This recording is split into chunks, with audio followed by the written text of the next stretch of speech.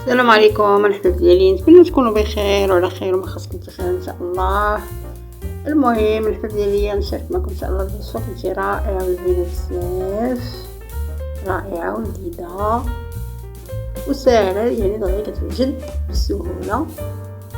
المهم هادشي اللي كاين الحباب ديالي، وما تنساونيش من لايك ومن ابوني وتعليقوني، بارطاجيو مع الحباب ديالكم، ديروا لي ابوني كديروا عاوتاني كيتحيد ما فهمتش. المهم نبداو المقادير. المهم عندي هنايا بصله، 3 بنجالات، واحد القرعه خضراء او كورجيت، هادشي عندي.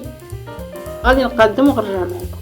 المهم الحل ديالي كنشدوها كنقطعوها بهاد الطريقه هكا طويله، وكنشدو الطحين كنديرو مع شويه مليحه، وكنبقاو نديرو فيه هادشي، وكنبقاو ماشي كنقليو، يعني كنكثروا الزيت شويه، كنبقاو بحال كنقليوهم.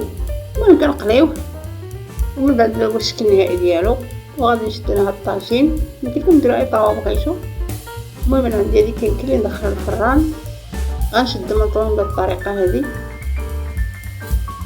وغادي نحط هكا يعني في الشكل كيما درت الدجاج. غادي ندير القرعه او الكورجيت حتى هي. المهم غادي نبقى نحط ما كنشد في كلشي، وغادي نرجع معكم. المهم هذا هو الشكل النهائي ديال البزاف. هانتوما كيفاش الى درتهم كلهم. انا ما بغيتش نطول عليكم الفيديو، راه كنحاول ندير الفيديو قصير باش المهم يجيكم خفيف ظريف وكتاخذوا منه فوائد كثيره. وانتوما ديروا لي لايك وديروا ابوني، الله يسهل امركم. المهم عندي البيض هنايا درت معاه شويه مليحه، شويه الكمون، يمكن لكم ديروا معاه شويه الحار الا بغيتو، انا ما درتوش.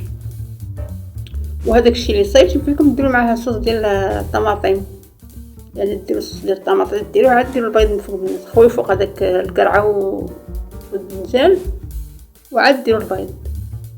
المهم انا وريتكم هذه الطريقه هكا، ثم زيدوا من عندكم. دابا غادي نخوي البيض من الفوق،